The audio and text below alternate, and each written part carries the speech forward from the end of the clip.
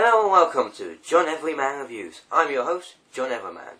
Since this is our first episode, I'm going to look at one of my favourite games, Alien vs Predator, for the PS3, the Xbox 360, and the PC. Except I'm only looking at this one since I only have PS3. So really what I just said was stupid. Sorry. This is what should have been the actual movie. And again, that would have been a long movie, but it would have been worth it. It would have been stupid for one thing. And it wouldn't have messed up continuity. This set in the future, so it makes sense why aliens are there too. Okay, they're both aliens, but you know what I mean. They're the xenomorphs. Xenomorphs. Forget who would win the fight, that's the biggest controversy. Is it Xeno or Zeno? Anyway, the man wave. They are. As you can guess, you can play as either 1, 2, or 3. Got my finger got that right. What do you play as? Well, if you want to be scared out your wits, I'd go with the Marine. If you want to blow stuff up and be stealthy, I'd go with the Predator. If you want to be just out of weapons, and just rely on your claws and your tail, and a bit of stealth, I'd go with the Alien. Yeah, you don't really get anything. These both get upgrades in weapons. Like, my favourite is the Stick of Death, I'm calling it, for the Predator. Which is like, one hit, one kill, undetectable, silent, and infinite. Easy peasy. Marine will pick up weapons along the way, and I love how you're a rookie on all of them, and yet the only one who can do anything right. Seriously, like, okay, we're trained Marines. We're going to die. Like, oh, I'm new. And, yeah, he's new, but the Marine has the weirdest story of them all. At least in my opinion. How does he get out of being killed? He whacks his head while they're coming down. So he has to stay in the ship. You know, I'd laugh if he had forgotten everything, and that's why he was a noob. This could be like the sci-fi equivalent of Hangover, except actually funny. That should be the next Alien vs Predator game. The Predator, as I've said, you get the cannon, you get the Stick of Doom, you get the disc, which is relatively good, but taking getting used to. You get the stealth, you get the vision, all that stuff. So you're quite overpowered. But they make the enemies just as worth it as well. So you've got Prey-Alien, you've got Xenomorphs, of course. All the classes. Except the Queen, actually. I don't think you fight the Queen. You fight the Queen as the Marine. Twice, I think. But that's about it. Xenomorph. You fight 2 Predators.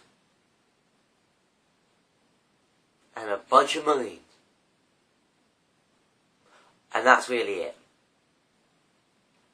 Why is this my favourite game again? Oh yeah, because of the gameplay. It fits 3 different moods. I feel like being scared. Marine. I feel like just gnawing and being animal. Xenomorph. I feel like being a Predator.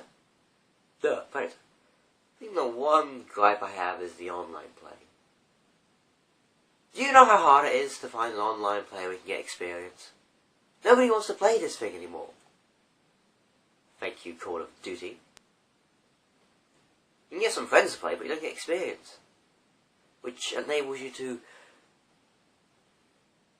I have no idea, but the games are fun. There's one where you're a Predator, and you've got to just kill all the Xenomorphs. Hunting. There's Infestation, which is great fun to play. Infestation's... It's sort of like Nazi zombies on Call of Duty Black Ops. In the sense that you could, well...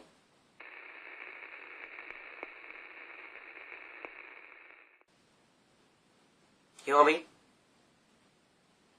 Look, how do I put this? You could just go back. Make the area bigger. The more you kill, the bigger the area gets, and the more you're praying, oh God, let this be the last one. And there it is. there's always one guy who straggles off and dies, and he goes, "Oh, you should have saved me." No. But that's online. The actual gameplay, ooh boy, the stories. The Predator story is, okay, basically our other Predators screwed up, so you gotta go fix it. Which you do. And you reclaim a cool mask. Actually helps the mythos of them knowing each other. Marine is your basic, okay, we've got a xenomorph infestation. Kill them all!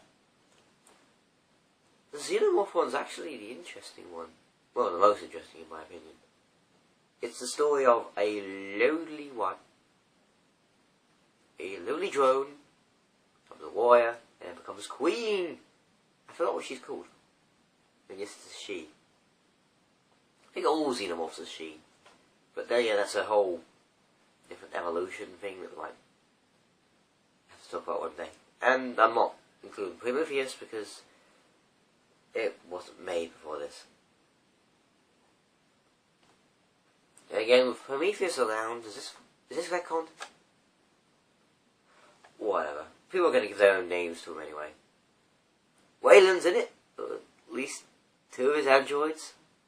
We find a xenomorph planet, which the predators of aliens go to. I forgot which one. You go, okay, let's go. Nothing bad could possibly happen by being in a world of xenomorphs. Who do xenomorphs naturally attach themselves to? Oh well. This is John Everman saying, see you later. Remember, every man's opinion counts. So says me, John Everman.